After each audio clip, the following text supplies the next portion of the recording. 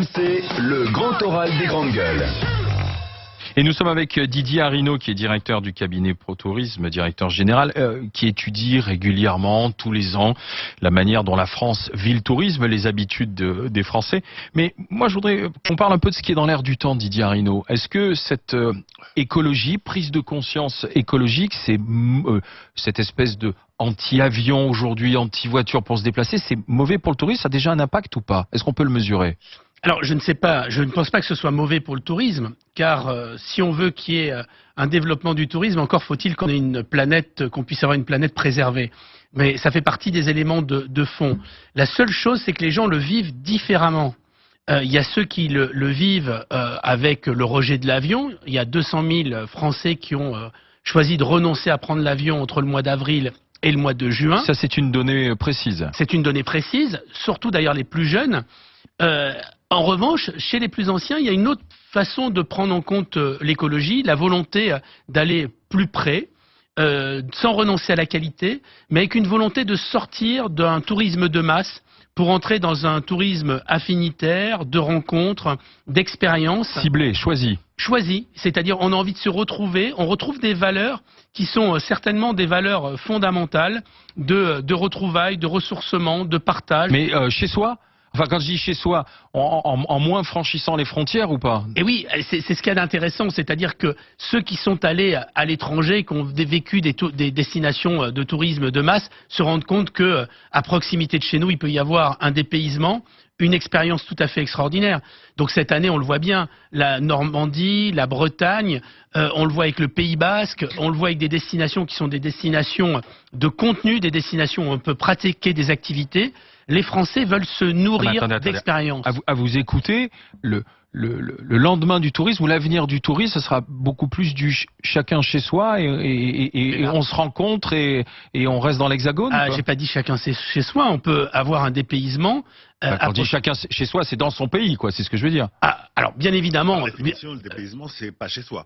Par définition, voilà. Si on veut être dépaysé, c'est en sortant. On sort de sa région, mais je veux dire, c'est le Français en France, l'Italien en Italie, l'Américain aux États-Unis. Alors. Non, d'abord, il y a un mouvement, ce mouvement de balancier, on l'a vu vers l'an dernier, on a eu des chiffres records de départ des Français à l'étranger quand même. Il y avait 16,5 millions de Français qui sont partis à l'étranger. Et quand tu vas aux Antilles, tu vas en France. Eh bien, quand on va aux Antilles, on va en France. Alors d'ailleurs, c'est très intéressant de souligner, moi qui suis un grand défenseur des Outre-mer, quand on va en Martinique, en Guadeloupe, quand on va en Guyane, qui est une destination qui mérite de se développer, où peu de Français vont, quand on va à l'île Maurice, en Polynésie, on a une chance tout à fait extraordinaire. Notre pays recèle de trésors absolument fabuleux. Le domaine maritime mondial. Pas Maurice, mais la Réunion. La Réunion, mais oui, j'ai dit l'île Maurice. La Réunion et l'île Maurice, ce sont un peu nos cousins d'ailleurs. Hein, ils sont à proximité. Mais on voit bien aussi, et ça c'est un élément important, que par exemple pour les Antilles, on ne vit pas les Antilles de la même façon. Il y a une volonté d'aller dans des chambres d'hôtes, d'aller dans le tourisme vert, dans des hébergements atypiques. Alors bien évidemment, quand on va aux Antilles, très souvent les vacanciers prennent leur voiture. Ils prennent leur voiture pourquoi? Parce qu'ils ont envie de découvrir. Donc là, pour les îles, on doit peut-être raisonner de façon un petit peu différente. On doit raisonner avec des transports beaucoup moins impactants sur l'environnement. Quand on fait 70 km, on peut quand même se poser la question de est-ce qu'il n'y a pas intérêt à avoir des voitures électriques, à développer des transports doux. Donc cette prise de conscience, elle est très forte. Et on le voit bien dans ceux qui ont choisi les destinations de la Méditerranée, ils veulent être sur la plage. Ils veulent être à proximité de la mer. Sinon, quand ils choisissent des destinations en zone rétro-littorale, ce qu'ils veulent, c'est des destinations où il y a un contenu patrimonial, des découvertes. Et on le voit bien avec le succès de l'œnotourisme. C'est plus seulement j'achète une bouteille et je la bois, c'est je comprends comment ça a été fabriqué, je visite les chais, il y a qu'à voir les vignobles, il y a qu'à voir le succès des chais NC cette année, parce que c'est une vraie... Les gens comprennent des choses, ils comprennent la part des anges, ils comprennent comment c'est fabriqué. Le cognac, les cognacs NC, les chais Charente, à Cognac, avec un site de visite qui a un grand succès. On le voit dans le développement de l'œnotourisme, et pas seulement en Bordelais ou en Alsace, mais le développement de l'œnotourisme. Donc on veut du tourisme intelligent, quoi, tout simplement, où on apprend quelque chose. Quoi. Moi, je note ce mot très intéressant de tourisme parce que franchement, oui, non, mais c'est surtout que ça donne vraiment envie. Mais plus sérieusement. C'est sérieux ça? Non, mais vous parlez en fait d'une adaptation, on va dire, du tourisme à l'écologie, mais il y a quand même aussi un autre problème. C'est que le tourisme aujourd'hui, même si ça se démocratise énormément, hein, même s'il y a des offres en fait un peu pour tout le monde et quels que soient les budgets, il y a aussi des gens qui ne peuvent pas partir, etc. Est-ce que vous n'avez pas ressenti vous une baisse par rapport à une baisse du pouvoir d'achat en général des Français? Surtout qu'on sort de 5 mois de crise des Gilets jaunes.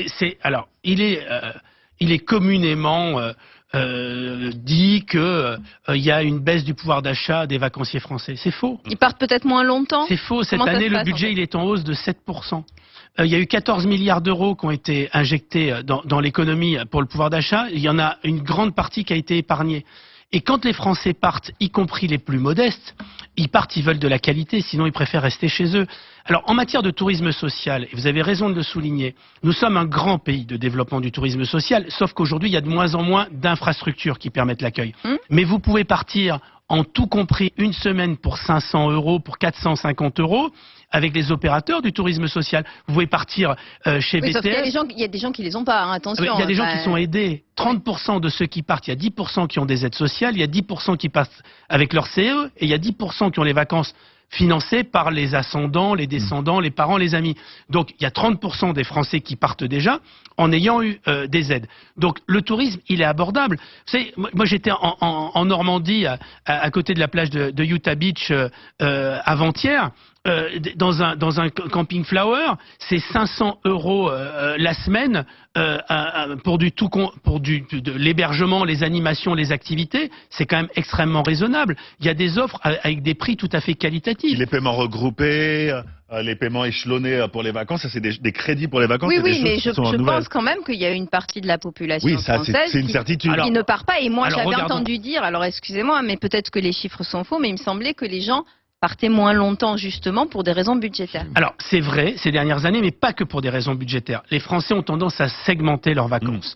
Et donc au lieu de partir le sempiternel mois de vacances, aujourd'hui on segmente ses vacances. Et c'est aussi le phénomène des RTT. D'abord il y a une génération qui aujourd'hui ne prévoit pas les vacances telles qu'on les concevait. Ils organisent leurs vacances à partir des festivals. C'est notamment le cas des jeunes, des moins de 25 ans. Il n'y a qu'à voir le succès des Vieilles Charrues, de Gare au Roc, les lycéens bordelais, toulousains, puisque c'est à proximité. Ils organisent les fêtes de Bayonne. Il y a un très grand succès des fêtes. Et d'ailleurs, le Pays Basque recèle de quantité de fêtes, de festivités ou les Landes. Ça fonctionne très bien. Donc, qu'est-ce qu'il y a derrière ce phénomène? Il y a un besoin de rencontre.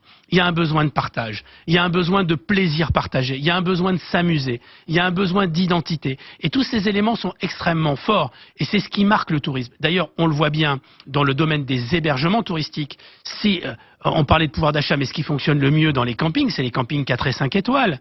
Alors quand on dit camping 4 et 5 étoiles, il ne faut pas le comparer à des palaces hôteliers, c'est pas du tout la même chose. Mais c'est tout à fait intéressant. C'est quoi un camping 4-5 étoiles? Un camping 4-5 étoiles, c'est un camping dans lequel il y a des services, dans lesquels on a des emplacements de qualité, dans lesquels on a de l'animation, dans lesquels souvent il peut y avoir des spas. C'est ce que j'allais dire. Quand vous allez à l'interlude sur l'île de Ré, vous avez même une crèche pour les bébés. Vous avez des spas, vous êtes à proximité de la mer, vous avez des animations qualitatives, vous avez des activités pour les enfants, vous avez des activités pour les ados. Donc on voit bien que tout cela est important. Et puis il y a la rencontre, et ça c'est très important, c'est aussi pour ça le succès du camping, entre un confort et en même temps être plus dans un milieu naturel. Et quand on prend cet été, il y a un grand succès pour les Pyrénées. Je pense notamment le camping les Trois Vallées à Argelès-Gazost, c'est un endroit qui est absolument extraordinaire. On est en pleine nature.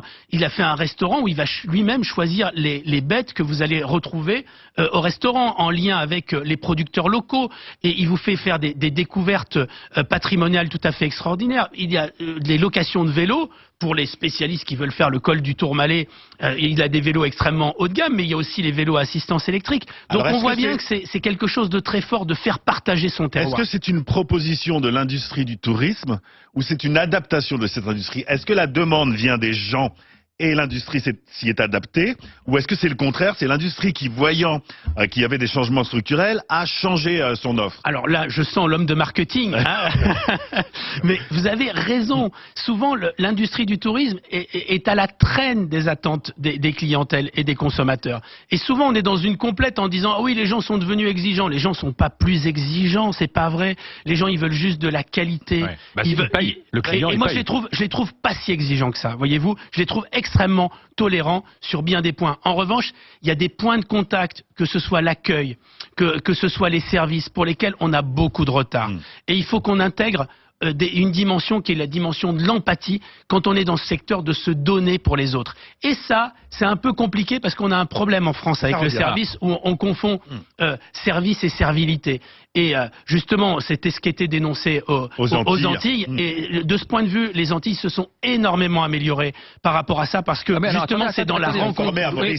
Didier Arinault, je vous arrête parce que j'ai l'impression que le problème en France du service, du sourire, mais c'est endémique à la France. Ça évolue. Souvenons-nous, même dans les années 50 ou même avant, quand on commençait à parler du tourisme, etc., même de l'étranger, on disait ouais, la France c'est joli à voir, mais les gens ils font la gueule, ou les serveurs ils font la gueule, ou on est mal servi. Alors ça a sûrement bougé, mais là vous êtes encore en train de nous dire qu'on a ce problème avec le service et l'accueil des touristes. Enfin, parce que vous avez même dit, je trouve les clients au contraire très patients par rapport à ce qu'on leur donne. Absolument, et les Français sont d'une patience incroyable. D'ailleurs, il y a qu'à voir comment ils subissent les blocages, les grèves, les contraintes, etc. avec beaucoup de patience. C'est au-delà de l'accueil. Au-delà de l'accueil. Donc ça veut dire aussi qu'ils sont patients lorsqu'ils viennent. La seule chose, c'est qu'à partir du moment, ils ont un raisonnement par rapport au rapport qualité-prix. Et ça, c'est un élément important. Et puis, il faut voir que pour beaucoup, parce que vous évoquiez, il n'y a que 67-68% des Français qui partent en vacances. Donc, il y a ceux qui n'aiment pas les vacances. C'est grosso modo, qui ne peuvent pas. Mais il y a 6 millions de Français... Prouvez-moi les Français qui n'aiment pas les vacances. Mais il y en a. Mais je peux vous dire qu'il y a des Français qui n'aiment pas les vacances, qui n'aiment pas sortir de chez eux. De la même façon qu'il y a des Français, au-delà de ceux qui ne partent pas en vacances, qui vont toujours au même endroit. C'est 30% quasiment des vacanciers qui vont toujours au même endroit. Donc on voit bien que... mais il y a 6-7 millions... Mais au même endroit. C'est ça. Paradoxe. C'est vrai, ça fait ça. Mais il y a 6-7 millions de Français qui véritablement souhaitent les vacances. Et puis c'est tellement ancré dans nos valeurs, les vacances. Il n'y a qu'à voir les revendications. Les premières revendications quand on interroge les Français, c'est on voudrait partir en vacances. Alors il y a ceux qui ne peuvent pas partir, mais il y a ceux qui souhaiteraient partir plus ou moins faire attention en partant en vacances. Parce que justement, ils veulent de la qualité. Ils veulent pas partir pour partir. Ils veulent vivre une expérience qui est une expérience forte. Et de ce point de vue, on en a cette année, et c'est la bonne nouvelle, les Français sont un peu plus nombreux à partir en vacances, mais ils sont plus nombreux à avoir choisi la France. Mais, et ça c'est une véritable transformation. Pour quel budget ? Avec un budget qui est pour une famille, on est un peu moins de 1 800 € pour 4 personnes. Donc c'est quand même un budget conséquent. D'accord. Et la transformation, vous disiez, c'est quoi alors ? Alors la transformation, et qui est extrêmement forte, c'est pendant combien de temps ? C'est 10,5 jours en hébergement. Donc, le budget, c'est 1 800 € pour 4 personnes pendant 10 jours. Oui. 180 €. Voilà. 180 € par nuit. Et le changement, la transformation ? La grande transformation est quelque chose, c'est la mise sur le marché de toute cette offre de location entre particuliers. Alors les Airbnb, les Abritel, il faut savoir que cette année, il va y avoir plus de nuitées dans ce type d'hébergement que dans la totalité de l'hôtellerie française. Eh ben ça justement, ce sera notre prochain sujet de discussion, ce paradoxe, plutôt ce changement, cette transformation, mais un peu paradoxal, parce que ce sont ces mêmes Français qui derrière veulent aussi une économie ou de proximité, mais qui ne vont pas vers peut-être les bons. Il y a une distorsion de concurrence à ce moment-là. Didier Arinault du cabinet ProTourisme reste avec nous dans le Grand Oral des GG. RMC, 9h midi.